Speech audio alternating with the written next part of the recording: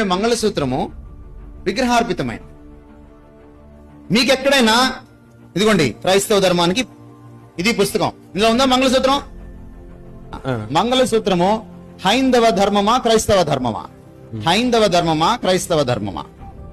వివాహ ధర్మం కాదు, వివాహ ధర్మం కాదు, వివాహ ధర్మం హైందవ ధర్మము. పరిశుద్ధ వివాహ ధర్మం. మాట్లాడుతుంది సార్, మీరు ఇట్లా పాస్టర్లు ఇలా చేయబట్టే ఇలా అయిపోయింది పరిస్థితి.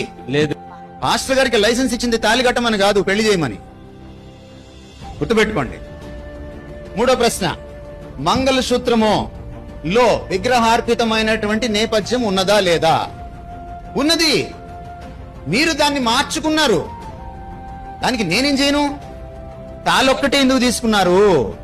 బొట్టెందుకు తీసుకోలేదు? జీలకర్ర బెల్లం ఎందుకు తీసుకోలేదు? తీసుకోవాలి కదా. నేను పాస్టర్లని చేతులు జోడించి అడిగేది ఏంటంటే, మీరు చదవండి, మీరు జ్ఞానవంతులు కండి, మీ సంఘాల్లో ఖండించండి. ఎందుకంటే మీ గొర్రెలకు తెలియదు పాపం. మీరు చెప్పాలి కదండి.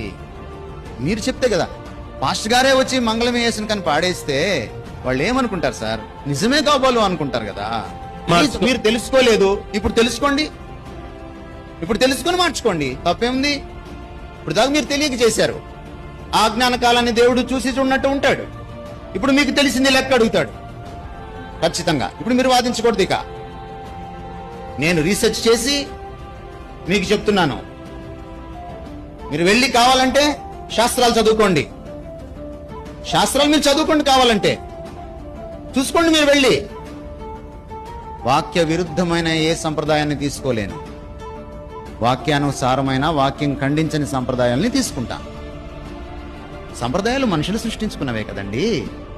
వాక్యం దేవుడిచ్చింది. దేంతో దేన్ని కొలవాలి? వాక్యంతో మనుషుల పద్ధతుల్ని కొలవాలి. మనం తెలుసుకోవాలి. మనం క్రైస్తవులం కదా. మనల్ని దేవుడు జ్ఞానంతో వెలిగించాడు. బయట వాళ్ళు ఈరోజు మనల్ని గొర్రెలు అంటున్నారు. ఎందుకంటున్నారు? ఇక్కడ పిచ్చి పనులు చేయడం బట్టే కదా. దయచేసి అక్కడొక ముక్క ఇక్కడొక ముక్క తీసుకోకండి అమ్మా. పూర్తిగా చదవండి. ఏదైనా చెప్పినప్పుడు అవునా అని ఒకసారి ఇంటికి వెళ్ళి చదువుకోండి. లైబ్రరీలు ఉన్నాయి, ఇంటర్నెట్ ఉంది, పెద్దవాళ్ళు ఉన్నారు, పండితులు ఉన్నారు. వెళ్ళి చదవండి. మీరు సంప్రదాయం తీసుకోవాలి అని అనుకున్నప్పుడు, మీకు ఏ సంప్రదాయం లేదు అని మీరు అనుకున్నప్పుడు, ఏ సంప్రదాయం అయినా తీసేసుకుంటారా? చెప్పండి నాకు. దానికి ప్రమాణం లేదా?